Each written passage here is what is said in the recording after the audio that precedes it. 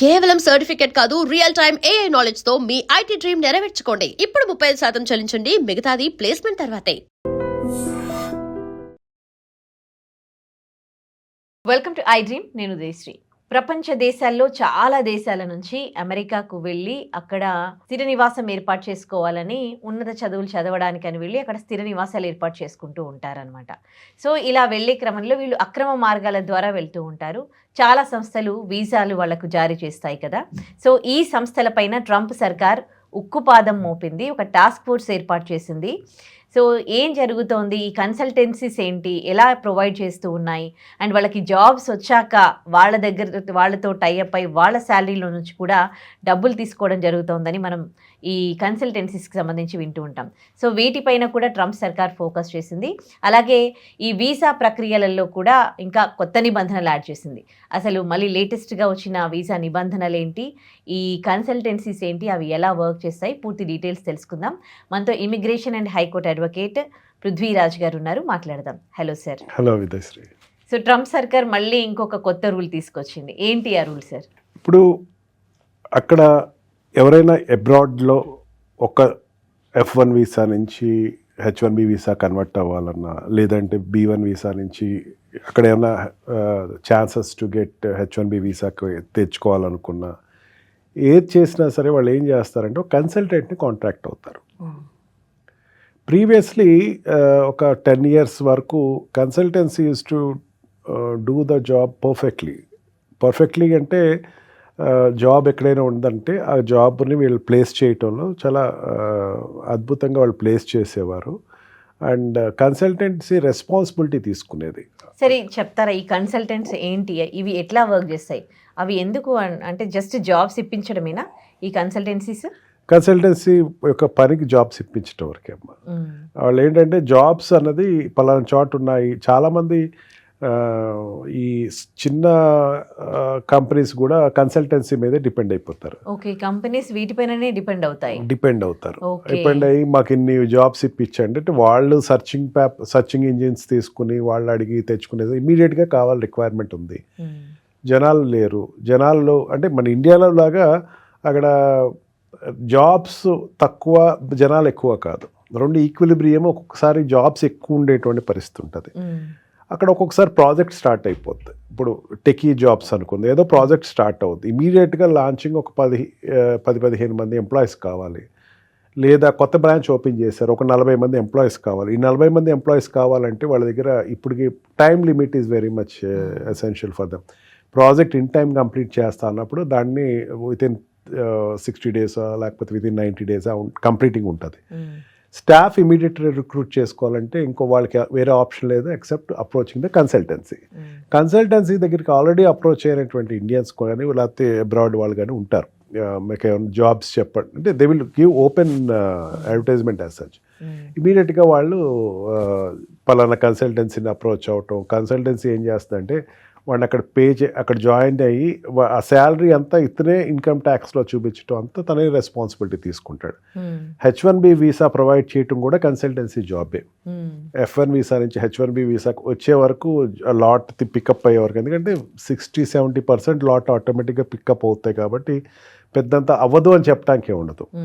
అందుకని వీడు వెంటనే ఈ H1B వీసా అప్లై చేసిన తర్వాత అది H1B వీసా రావటం, కన్సల్టెన్సీ మ్యాక్సిమం అతను జాబ్లో సెటిల్ అయ్యే వరకు చూసుకునేటువంటి విధానం ఉంటుంది. ఈ మధ్యన ఏమైందంటే కొన్ని ఫేక్ కంపెనీస్ని ఫేక్ కన్సల్టెన్సీస్ పుట్టడం జరిగినాయి. అక్కడ వాళ్ళు ఏం చేసేవారంటే జాబ్స్ లేకపోయినా ఉన్నాయని క్రియేట్ చేయటం, శాలరీ అనేది వాళ్ళే ఇవ్వటం. శాలరీ అనేది ఇవ్వటం అంటే ఏంటంటే ఆ శాలరీ అమౌంట్ స్టూడెంటే వాడికి ఇస్తాడు, H1B వీసా హోల్డరే వాడికి ఇస్తాడు. ఇచ్చిన తర్వాత ఒక 2 years 2 months 3 months వాడే పే చేస్తాడు. చేసి ఐటీలో ఒక ఎక్స్ అనే కంపెనీ ఉందా, ఎక్స్ అనే కంపెనీ వీడికి జాబ్ ఇచ్చింది, ఇగో ఇన్కమ్ ట్యాక్స్ అన్నది చూపిస్తాడు. 3 monthsలో వాడు ఈ లోపల జాబ్ ఎతుకుతాడు పిల్లవాడికి. ఎతికి దాంట్లో ప్లేస్ చేసి పంపిస్తాడు. ఒకవేళ నిజంగా జాబ్ దొరకలేదు అనుకుందాం, ఇంకొక 3 months అప్పటి వరకు ఎవరు పే చేయాలి? ఈ పిల్లవాడికి డైరెక్ట్గా పే చేస్తూ ఉంటాడు. కన్సల్టెన్సీకి పే చేస్తాడా? కన్సల్టెన్సీకి పంపిస్తాడు. కన్సల్టెన్సీ పేమెంట్ చూపిస్తుంది, శాలరీ పేమెంట్ ఇంత అని చూపిస్తుంది. ఓకే. ఇవి ఈ మధ్యన ఎక్కువ కనపడుతున్నాయి. H1B వీసా హోల్డర్స్లో కొంతమంది ఫేక్గా వచ్చిన ఎంట్రీస్ కనపడుతున్నాయి అని చెప్పి government have taken decision that కన్సల్టెన్సీస్ని ముందు బ్రేకప్ చేద్దాం ఫస్ట్. అండ్ అక్కడ ఉండే వ్యవస్థలో కూడా అమ్మ కన్సల్టెన్సీ మీద కూడా మనం ఏదైనా కంప్లైంట్ ఇస్తే చాలా సీరియస్ యాక్షన్ తీసుకుంటారు. కన్సల్టెన్సీ అంటే ఇక్కడ మన ఇండియాలో బ్రోకర్స్లా బిహేవ్ చేయరు వాళ్ళు. ఎందుకంటే వాళ్ళ మీద ఒకవేళ కంప్లైంట్ అంటూ వచ్చితే కనుక దేర్ ఎండ్స్ దేర్ జాబ్, ఇంకా తర్వాత చేయడానికి ఉండదు. దాని మీద ఎంక్వైరీ ఉంటుంది, డబ్బులు వెనక్కి ఇప్పించడం, ఇవన్నీ చాలా పెద్ద ప్రాసెస్ ఉంటుంది. యాక్షన్ కూడా చాలా గ్రౌండ్ రియాలిటీలోనే కనపడుతూ ఉంటుంది. అందుకని consultancies will not do that much daring steps, but they do dare steps. అందుకని ఎప్పుడు కూడా నాకు వచ్చే క్లయింట్స్ నేను చెప్తా ఉంటారు, చాలా సమాధానం చెప్తున్నాడండి, కాకపోతే ఎన్నాళ్ళు మా అమ్మాయి ఇట్లాగా, లేకపోతే ఎన్నాళ్ళు మా అబ్బాయి ఇట్లాగా, అతనికి పర్మనెంట్ జాబ్ రావాలి కదా, ఏం చేయమంటారు అంటే కన్సల్టెన్సీ మీద రిపోర్ట్ ఎవరు నాకు తక్కువ కేసెస్లో అనమాట. నేను 1-2-3 రిపోర్ట్ చెప్పిన తర్వాత దాన్ని ఐ డైరెక్టెడ్ దెమ్, ఎవరికి వెళ్ళి కంప్లైంట్ ఇవ్వాలి, పలానా వాళ్ళకి వెళ్ళి కంప్లైంట్ ఇవ్వండి, వాళ్ళు action తీసుకుంటారన్నారు. I got response that the consultancies are banned from that country. ఈ ప్రక్రియ నడుస్తామా. ఇప్పుడు ట్రంప్ తీసుకునే యాక్షన్ ఏంటంటే కన్సల్టెన్సీస్ అసలు ఇవి కదా వీళ్ళకి ఈ బ్యాక్ డోర్స్ తీసుకొస్తున్నాయి, బ్యాక్ డోర్ పాలసీలో. కన్సల్టెన్సీ మీద ఉక్కుపాదం వేస్తే కనుక ఆటోమేటిక్గా మనకి ఈ H1B వీసా ఫేక్ వాళ్ళు కానీ లాంగ్ ఎండ్ అతను బాధంతా ఏం లేదమ్మా. ఇప్పుడున్న ప్రెసిడెంట్ లేకపోతే ఇప్పుడున్న కాంగ్రెస్ బాధ ఏంటంటే జాబ్ లేకుండా ఎక్కడ ఏలాడుతున్నారు, వీళ్ళు ఎక్కడి నుంచి పంపించేయాలి.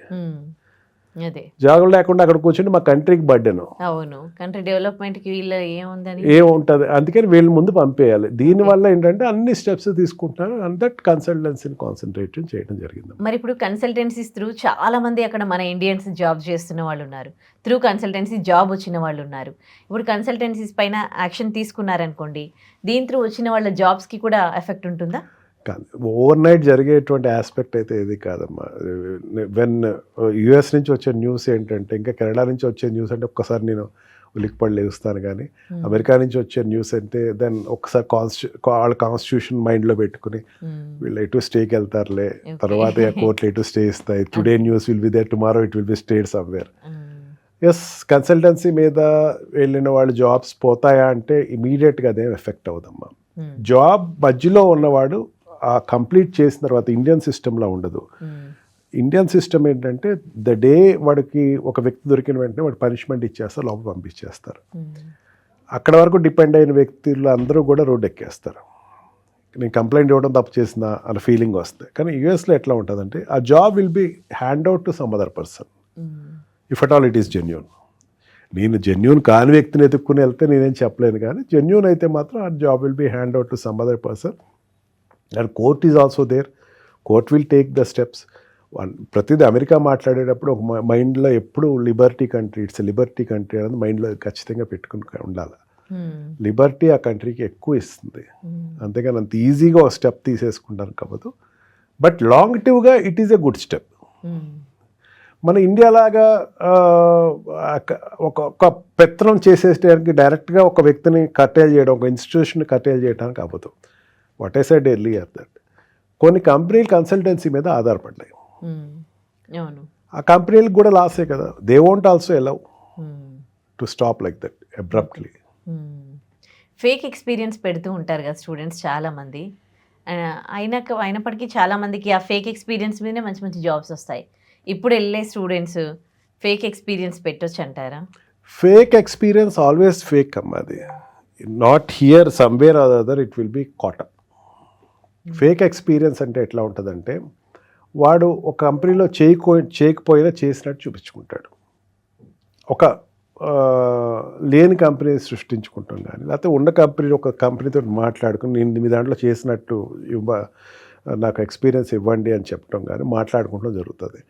ఇప్పుడు ఫస్ట్ లేని కంపెనీని ఉన్నట్టు ఎస్టాబ్లిష్ చేసుకుంటే పక్కన పెట్టేద్దాం. ఆల్రెడీ ఎగ్జిస్టింగ్ కంపెనీ ఏదైతే ఉందో ఆ ఎగ్జిస్టింగ్ కంపెనీ తోటి మాట్లాడుకొని మీ దాని నుంచి అతను సర్వీస్ చేశాడు పలానా ఇయర్ నుంచి పలానా ఇయర్ వరకు అని చెప్పేసి ఒక సర్టిఫికేట్ తెచ్చుకుంటారు. లేటర్ పార్ట్ ఏమవుద్దంటే తర్వాత ఆ కంపెనీ ఇతను రోల్స్ చూపించమని అడుగుతుంది. రోల్స్ అంటే ఆల్రెడీ సబ్మిట్ చేసినటువంటి ఎంప్లాయర్ పేమెంట్ కెపాసిటీ ఇదంతా ఇది ఇవ్వలేదు కదా కంపెనీ, పేరోల్స్లో కనపడ్డు కదా.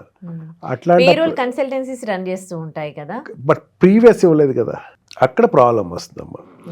అండ్ ఫేక్ దాని మీద వెళ్ళిన వాడు లక్ కింద వెళ్తాడమ్మా. He's luck is there to do job అంటే he will be brought up in that way. But I personally don't encourage fake experiences to any person. Fake experience తోటి ఉన్నవాడు జాబ్ తెచ్చుకోగలడు కానీ పై పొజిషన్కి వెళ్ళలేడమ్మా. ఇప్పుడు అమెరికా ఎందుకు వెళ్తున్నాం మనం, ఆస్ట్రేలియా ఎందుకు వెళ్ళట్లేదు, న్యూజిలాండ్ ఎందుకు వెళ్ళట్లేదు, ఇంగ్లాండ్ ఎందుకు వెళ్ళట్లేదు, ఎందుకు ఈ కంట్రీస్, జపాన్ ఎందుకు వెళ్ళట్లేదు, లేకపోతే ఫ్రాన్స్ ఎందుకు వెళ్ళట్లేదు, జర్మనీ ఎందుకు వెళ్ళట్లేదు? ఈ మధ్య కాలంలో ఇప్పుడు కాదమ్మా, ఎప్పటికీ అమెరికా వెళ్ళడానికి he will have one reason that there the 80% of the software companies existed. వెళ్ళిన వాడు ఒక ఎంప్లాయర్ ఎప్పటికైనా జీవితంలో అవ్వగలడు. ఇప్పుడు ఉన్నటువంటి ఎంప్లాయీని ఒకరిని పిలిచి నేను నెక్స్ట్ ఏంటి అంటే ఏముంది రిటైర్ అవుతానంటాడు. దట్ ఈస్ ద ఆన్సర్ వచ్చి దిగేవు ఎవరైనా టెక్కీ పర్సన్స్. ఇప్పుడు ఫస్ట్ జనరేషన్ సాఫ్ట్వేర్ వాళ్ళకు ఇప్పుడు రిటైర్మెంట్ ఏజ్లో ఉన్నారు. In India it is possible. But abroad వెళ్ళిన వాళ్ళు ఏంటంటే నాకు మంచి ఆపర్చునిటీ వస్తుంది ఒక ఎత్తు, నేను ఎప్పటికైనా ఎంప్లాయర్ అవ్వగలను అన్నది ఒక ఆలోచన ఉంటుంది వాడికి. ఎంప్లాయర్ అవ్వగలడు, వాడే ఓన్ కంపెనీ స్టార్ట్ చేసుకోగలడు, వాడే కంపెనీలో కొంతమంది ఇంతమంది ఎంప్లాయీస్ పెట్టుకోవాలి, దానికోసం అమెరికా వెళ్తాడు. అండ్ అక్కడ F1 వీసా నుంచి వెళ్ళిన స్టూడెంట్స్ ఎవరైతే ఉన్నారో their quality of education is amazing. ఎందుకంటే when we take which is the biggest university in India, IIT Madras, ఎవరు అడిగినా చెప్తారు. IIT మెడ్రాస్ ర్యాంకింగ్ ఎంత ఉంది వరల్డ్ యూనివర్సిటీస్లో? Somewhere in 200. టాప్ 10 యూనివర్సిటీలో 8 యూనివర్సిటీస్ అక్కడే ఉన్నాయి. ఇక్కడ IIT కన్నా 200% బెస్ట్ యూనివర్సిటీస్కి వెళ్తున్నాడు వాడు. అంటే వాడు క్వాలిటీ ఆఫ్ ఎడ్యుకేషన్ ఎంతలో ఉంటుంది, అక్కడి నుంచి వాడు జాబ్ తెచ్చుకుంటున్నాడు. ఇప్పుడు ఇక్కడ IIT నుంచి వెళ్ళిన వాడు ఎప్పటికైనా ఒక కంపెనీ పెడతాడని నమ్మకం ఉంటుంది వాడికి. అక్కడ పెట్టేవాడి సర్టనిటీ ఉంటుంది, నమ్మకం ఉంటుంది వాడికి, సర్టనిటీ ఖచ్చితంగా పెట్టేయగలడు. And also not only in what we call this technical education like computers, NASA and space sciences వాడు చేస్తాడు. ఎప్పటికైనా సరే స్పేస్లోకి వెళ్ళాలి అనుకునేవాడు అక్కడికి వెళ్తాడు. ఇండియాలో అయ్యే ఛాన్సెస్ తక్కువ అనేవాడు ఫీలింగ్. ఇప్పుడు జరుగుతున్నటువంటి చేంజెస్లో పాసిబిలిటీ ఉందేమో కానీ టిల్ 2020 ముందు వరకు ఆ ఛాన్సెస్ చాలా తక్కువ అని చెప్పచ్చు. The best education he want, the best job he want, he must become an employer somewhere or other. వాడు వచ్చేసరికి ఒక ఎంప్లాయర్ కింద వాడి కింద ఒక 40 మంది 50 మంది జాబ్ చేసేవాడి కింద వాడు స్టార్ట్ చేసి ఇండియాకి వస్తాడు. ఇప్పుడిప్పుడు స్టార్టప్స్ ఇండియాలో వస్తున్నాయి. ఇప్పుడు ఉన్నట్టు గవర్నమెంట్స్లో ఎంకరేజ్ చేస్తే స్టార్టప్స్ వస్తున్నాయి. దాన్ని it is possible but not that much larger extent. అందుకని వాడు ఫేక్ కింద వెళ్తే అసలు వెళ్తున్న జోనే ద బ్రిలియంట్ జోన్కి వెళ్తున్నాడు. అక్కడ కూడా ఫేక్ ఎక్స్పీరియన్స్లో కంటే గాడ్ కెన్ సేవ్ హిమ్, నాకు దృష్టిలో అది.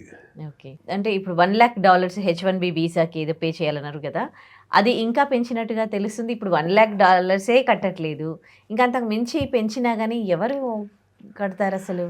$1,03,526 ఏదో అనౌన్స్ చేశాడు. అగైన్ సేమ్ అమ్మ, అదే $1,00,000 ఏమైంది అంటే it was under carpet. Federal appeal court దాన్ని ఆపేసేసింది. చాలా స్టేట్స్ అది అప్లై చేయలేదు. ఎవరు వెళ్తారు వాళ్ళకి? ఎంప్లాయర్ వెళ్తాడు. ఇప్పుడు ఈ డబ్బంతా ఎవరు కట్టాలి? ఎంప్లాయర్ కట్టాలి. ఎంప్లాయర్ ఆ $1,03,526 కట్టేటువంటి ఒక ఎంప్లాయీని పికప్ చేసుకునేటప్పుడు ఒక క్వాలిటీ ఎంప్లాయీని పికప్ చేసుకుంటాడు. ఎవరు పడితే వాళ్ళు పికప్ చేసుకోడు కదా. The object of that country is, America object ఏంటంటే the best persons and quality persons ఆ కంట్రీలో ఉండాలని వాళ్ళ ఉద్దేశం. అంటే మేనేజరు అండ్ టీమ్ లీడర్లు హైయెస్ట్ పొజిషన్లో ఉన్న వాళ్ళు వీళ్ళని తీసుకోవాలనేది ఏదో ఉద్దేశం ఉంది, కంట్రీ ఉద్దేశం. And this is also long టివ్గా ఉంటుందని అయితే ఎక్స్పెక్ట్ చేయలేను. ఎందుకంటే కారణం ఏంటంటే అమ్మ, ఇప్పుడు H1B వీసాకి వెళ్ళే వాళ్ళు 80% ఆ కంట్రీలోనే ఉంటారు.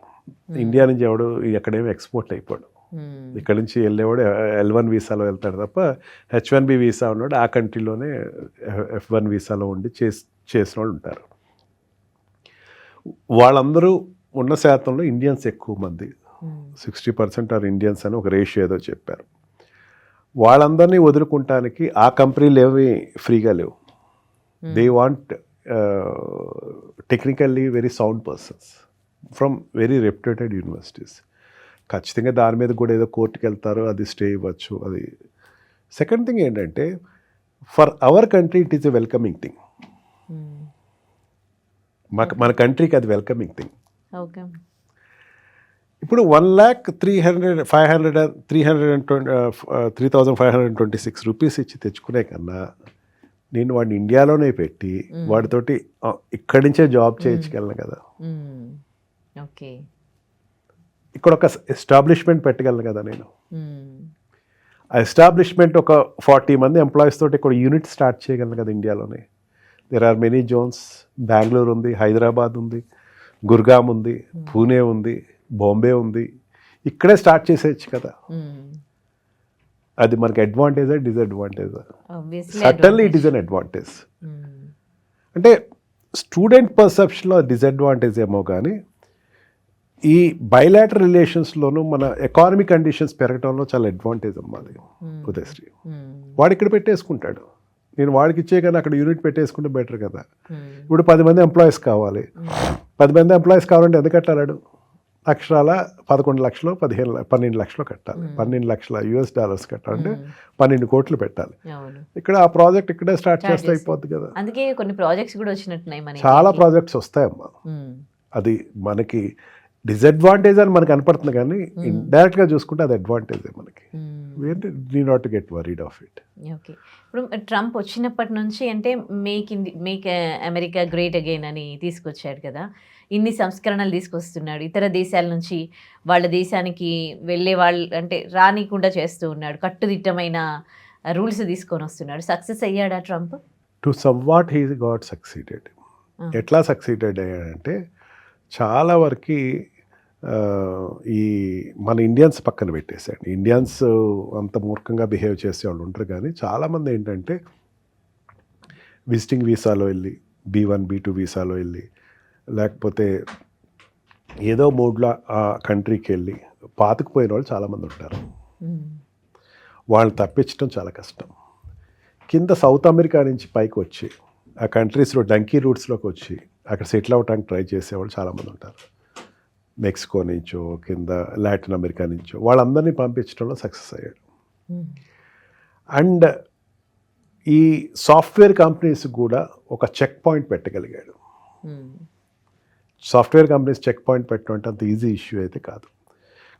గవర్నమెంట్స్ని కమాండ్ చేసే పొజిషన్లో సాఫ్ట్వేర్ కంపెనీస్ ఉన్నాయి అక్కడ. ఓకే, వాటి ఎంప్లాయీస్ని ఎప్పుడైతే టచ్ చేశాడో అవి కొంచెం ఒక రకమైనటువంటి డిసిప్లైన్డ్గా రావటం జరిగింది. And make America great again అంటే ఇప్పుడు ఆడ్ జాబ్స్ ఉన్నాయి, ఓపీటీ జాబ్స్ ఉన్నాయి.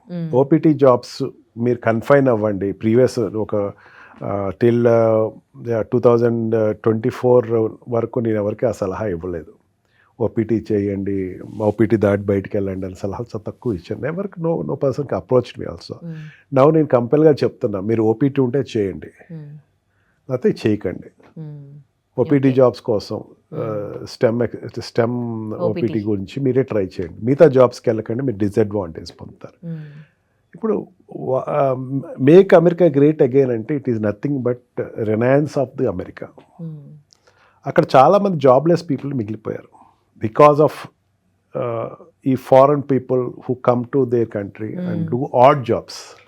They can't work hard like us కదా. సర్టన్లీ, బట్ దానికి మన వాళ్ళు కాంపిటీషన్కి వెళ్ళి కూర్చోట్ల. గ్యాస్ స్టేషన్స్, బేకరీస్లోను అండ్ మాల్స్లోను మనవాళ్ళు వెళ్ళి పని చేసేసరికి మనవాళ్ళని కాదు, మనవాళ్ళు ఓపీటీ ఎక్కువ చేస్తారమ్మా. కొంచెం తక్కువ డాలర్లు ఇచ్చినా పర్ అవర్ చేస్తారు. ఓపీటీకి అడే ప్రాబ్లం. ఓపీటీ ఎతికే వరకు వెయిట్ చేస్తారు, ఎందుకంటే parents used to look after. చాలా మంది కంట్రీస్లో ఏంటంటే పేరెంట్స్ చూడరు. వాళ్ళు 18 దాటే వచ్చేస్తారు కాబట్టి పేరెంట్స్ చూడరు. ఏదో లోన్, బ్యాంక్ లోన్ కట్టాలి, ఎక్కడి నుంచి కట్టాలి, ఓపీటీ రాలేదు, మనకు ఆ ప్రాబ్లం ఉండదు. పేరెంట్ ఇంకా కడతా ఉంటాడు మన ఇండియాలో. వాళ్ళు ఏంటంటే ఏదో గ్యాస్ బంక్లోనూ ఎక్కడో పని చేస్తూ ఉంటారు. ఆ జాబ్ ఎవరికి? అక్కడ లోకల్ వాళ్ళకి. వాడు ఎటు చదువుకోలేదు, ఏదో జాబ్ చేస్తాలనుకుంటాడు అక్కడ. నేను ఏదో ఇన్సూరెన్స్ కట్టేస్తే వీకెండ్కి బయటకు వెళ్ళిపోయి చిల్ అయిపోవాలనుకునే వాళ్ళు 80% ఉంటారు అక్కడ. అక్కడ ఇల్లు కట్టుకునే వాళ్ళు ఎవరంటే ఇండియన్సే. ఇల్లు కొన్నాళ్ళు పోయాక వీ కెన్ టెల్ దట్ ఈ ఇళ్ళన్నీ ఇండియన్సే అని చెప్పచ్చు. మనవాడు అక్కడికి వెళ్ళి ఇల్లు కట్టుకున్నాడు, పెద్ద సెలబ్రేషన్ ఇండియాలో. మీరు ఎక్కడైనా ఎవరైనా పేరెంట్ని అడగండి, మా వాడు ఇల్లు కట్టుకున్నాడు అంటాడు. నిజంగా నాకు ఆశ్చర్యకరం, ఎందుకంటే అక్కడ అమెరికాలో ఎవడు ఇల్లు కట్టుకున్నాక రెడీగా ఉండడు. ఎందుకు ఇల్లు కట్టుకునే లాభం అంటాడు. ఇల్లు దేనికి? అంత ఇన్వెస్ట్మెంట్ ఒక దాంట్లో బ్లాక్ చేసే కన్నా దాన్ని తీసుకెళ్ళి ఒక వేరే దాంట్లో ఒక ఫైనాన్స్ ఇన్వెస్ట్మెంట్ చేస్తే నాకు ఇంకా రిటర్న్ వస్తుంది కదా. ఈ house is a dead capital for them. But మనోడు ఇక్కడ ట్యూన్ చేసి పంపిస్తారు, వెళ్ళేటప్పుడు ఒక ఇల్లు కట్టుకోను, అక్కడ ఇల్లు కట్టుకుని ఉండు. ఇల్లు అన్నది వాడి మైండ్లో ఉండిపోద్ది. అక్కడ ఎవరు ఇల్లు కట్టుకోరమ్మా, ఇల్లు చాలా రేరు. అన్నీ కూడా రెంటల్లే ఉంటుంది, కాంట్రాక్ట్ ఉంటుంది. ఆడ ఎవడు ఓనర్ కూడా వీడికి తెలియదు, మధ్యలో ఎవరు బ్రోకరే వెరిఫై చేస్తూ ఉంటాడు. అన్ని ఫర్నిష్డ్ హౌస్ ఉంటాయి. మా వాడు ఇది 2 ఇళ్ళు కట్టుకున్నాడు. 2 ఇళ్ళు ఏం చేస్తున్నాడు? ఒక ఇల్లు అద్దెకిచ్చేసాడండి, ఇంకో ఇంట్లో వీడు ఉంటున్నాడండి. ఈ మధ్యలో అంటే ఇక్కడ లేక్ షోర్స్, సీ షోర్లో ఇంటికి బాగా డిమాండ్ ఉంటుంది అక్కడ. మా వాడు ఈ మధ్యన సీ షోర్లో ఇల్లు కట్టుకున్నాడు. ఆ క్రేజ్ నాకు అర్థం కాదు. ఇక్కడికి నుంచి అక్కడికి వెళ్ళినా సరే అదే కల్ట్ మనకి ఏంటంటే ఫస్ట్ మన సంపాదించుకుంది ఇల్లు, ఆ తర్వాత రెంట్స్ వస్తాయని రెంట్స్ వస్తారు, స్థిరంగా మన వాళ్ళ ఆలోచనలు ఇట్లా ఉంటాయి. కానీ అక్కడ 80% ఈ స్టూడెంట్స్ కానీ ఎంప్లాయీస్ కానీ దేని మీద ఇన్వెస్ట్ చేయరు. They will invest more upon the tourism. And వాడికి అవసరం లేదు, చచ్చే వరకు ఇన్సూరెన్స్ ఏదో ఇస్తుంది, ఇన్సూరెన్స్ కంపెనీ పెన్షన్ ఏదో వస్తుంది. అందుకని వాడికి అంత అవసరం లేదు, డబ్బుతో అవసరం లేదు. అండ్ ఆల్సో వాడి కర్మ సిద్ధాంతాన్ని ఒక నమ్మడు. ఇంత పోయిన తర్వాత నా పిల్లలు ఇదంతా ఆడాలోచన, నేను ఉన్నాను ఉన్నన్నాళ్ళు పోయిన తర్వాత ఎవడెట్లా పోతే ఎట్లా. 18 years వచ్చిందంటే వదిలేసేస్తారు, ఇంకా ఫ్రీడమ్ ఉంటుంది. సరే, అందరు జాబ్లు పోతూ ఉన్నాయి అంటే జాబ్స్ ఇప్పుడు అక్కడ కంపెనీలు ప్రొవైడ్ చేయలేని పరిస్థితి, H1B వీసా రూల్స్, జాబ్లు ఇవ్వలేని పరిస్థితి అదర్ కంట్రీస్ వాళ్ళకి. కంపెనీల పరిస్థితి ఎట్లా ఉంది ఇంత ఎంప్లాయ్మెంట్ కోల్పోతూ ఉంటే? That what I repeatedly telling. వాళ్ళు ఇంకో ఈ కంపెనీలో పెట్టుకుంటే ఈ కంట్రీలో వేరే కంట్రీలో invest already Dubai, Saudi countries లో ఆల్రెడీ ఇన్వెస్ట్ చేసేసుకుంటున్నారు. మరి ఇప్పుడు ట్రంప్ సర్కార్కి ఇది మైనసే కదా? మైనసే, ఖచ్చితంగా మైనస్. బట్ అందరూ బెటర్ కదా అని తన ఫీలింగ్. ఇంకోటి ఏంటి అంటే అక్కడ న్యూస్ ఛానల్స్లో కానీ ఎక్కువగా అంటే వీళ్ళు ఇల్లీగల్గా వచ్చేస్తూ ఉన్నారు అన్ని కంట్రీస్ నుంచి అని ఎక్కువగా న్యూస్ స్ప్రెడ్ చేయడము, అది గవర్నమెంట్ దృష్టికి వెళ్ళి వాళ్ళు ఇంకొంచెం రూల్స్ స్ట్రిక్ట్ చేయడం జరుగుతోంది అన్నట్టు విన్నాము. ఇల్లీగల్ ఇమిగ్రెంట్స్ ఎప్పుడూ ఉన్నారమ్మా, కొత్తగా ఏం కాదు. అక్కడ ఒక సిస్టమ్ ఉంటుంది, మన ఇండియాలో లేదు. ఎస్లైమ్ అంటారు. ఎస్లైమ్ అంటే వాడు ఏం చేస్తాడంటే ఆ కంట్రీ నుంచి ఇంకో వేరే కంట్రీ నుంచి అక్కడికి వెళ్తాడు. ఏమని చెప్తాడు? ఫర్ ఎగ్జాంపుల్ హైదరాబాద్ నుంచి వెళ్ళాడు అనుకోండి. ఏంటి గొడవ అంటే రేవంత్ రెడ్డి కేసీఆర్ కలిసి నా మీద కక్ష కట్టారండి, దీనికి మాకు మోడీ గారు నాకు ప్లాన్ ఒకటి ఇచ్చారు నన్ను లేపేయడానికి అంటాడు. ఇదే రీజన్ రాస్తాడు అన్నమాట. I'm not telling in joke, ఇట్లాగే రాస్తారమ్మా. చెప్పి అక్కడికి వెళ్ళి ఎస్లైమ్ పెట్టుకుంటాడు. పాపం వాడు ఏదో పాపం ఎస్లైమ్ అంటే ఆశ్రయం, మన కంట్రీకి వచ్చాడు నిజమా కాదా అని ఒక కేసు వేస్తాడు వాడు. కేసు వేసేసరికి అది వేసిన తర్వాత వాడికి జాబ్ చేసుకుంటానికి కూడా వాడు ప్రొవిజన్ ఇస్తాడు. జాబ్లో జాయిన్ అవుతాడు. జాబ్లో జాయిన్ అయిన తర్వాత ప్రతి వెళ్ళిన తర్వాత గ్రీన్ కార్డ్ వస్తుంది. గ్రీన్ కార్డ్ వచ్చిన తర్వాత పర్మనెంట్ రెసిడెన్సీ వస్తుంది. ఆ తర్వాత వాడు సిటిజన్షిప్ వస్తుంది. ఈ లోపల కేసు ఈడెల్డు, వాయిదాలకు ఈడెల్డు. ఆటోమేటిక్గా కేసు ల్యాప్స్ అయిపోద్ది. This person will become the permanent resident. ఎక్కువగా పంజాబ్ వాళ్ళు వెళ్తూ ఉంటారు. పంజాబ్ వాళ్ళు కూడా తక్కువే అన్నమా. ఇండియన్కి అంత ఇండిసిప్లైన్ లేదు. ఎక్కువ ఈ Pakistan and Iran, Iraq people వీళ్ళు ఎక్కువ వెళ్తూ ఉంటారు. చైనీస్ వెళ్ళేవాళ్ళు ఇప్పుడు వాళ్ళు కూడా తగ్గిపోయారు. వాళ్ళ కంట్రీలోనే వాళ్ళకి నెసెసిటీ ఎక్కువ ఉంది, జాబ్ నెసెసిటీ ఉంది, వాళ్ళు వెళ్ళట్లేదు. ఈ యూరోపియన్స్ అండ్ సౌత్ అమెరికన్స్ ఎక్కువ వెళ్తారమ్మా. వెనిజులా నుంచి కింద నుంచి లాటిన్ అమెరికా నుంచి వెళ్ళేవాళ్ళు వీళ్ళందరూ ఎక్కువ ఉంటారు. ఒక విధంగా ఇలాంటి న్యూస్ అక్కడ స్ప్రెడ్ చేయడము, న్యూస్ మీడియా ఇట్లా మన ఇండియన్స్కి అక్కడ సేఫేనా? Nothing is there. Indians are very happy there. No need worry అవ్వాల్సిన అవసరం లేదు. ప్యానిక్ అవుతున్నారు నిజంగా. ఎంత ప్యానిక్ అవుతున్నారంటే some of the calls which I'm getting from my clients, మా వాడికి ఏమైపోద్ది, ఏమైంది, బాగానే ఉన్నాడు, నువ్వు మాట్లాడుకు మీ అబ్బాయిని ఒకసారి ఫోన్ కలుపు నాకు. Then I use to call them and ఏంటి ప్రాబ్లం ఏంటి నాన్న, సార్ అక్కడ అందరూ ఎట్లా అనుకుంటున్నారు, అనుకుంటాం అంటే ఎవడైనా వెళ్ళిపోయాడు, ఎవరు వెళ్ళలేదని అనుకుంటున్నారండి. కొన్నాళ్ళే ఒక 2 years 3 years తర్వాత ట్రంప్ వెళ్ళిపోయాక everything will get easy, don't get panic of it. ఇంకా నీకు ప్రాబ్లం ఉంటే contact, I will send a advocate contact you, అటర్నీకి తోటి మాట్లాడుకొని, nothing is there as serious as we think here. Okay, ఫైనల్గా మన ఇండియన్స్ అక్కడ ఉన్న వాళ్ళు, కన్సల్టెన్సీస్ త్రూ వెళ్ళిన వాళ్ళు, జాబ్లు అక్కడ చేస్తూ ఉన్నవాళ్ళు త్రూ కన్సల్టెన్సీస్, మీరు వాళ్ళకి ఏం చెప్పదలుచుకున్నారు?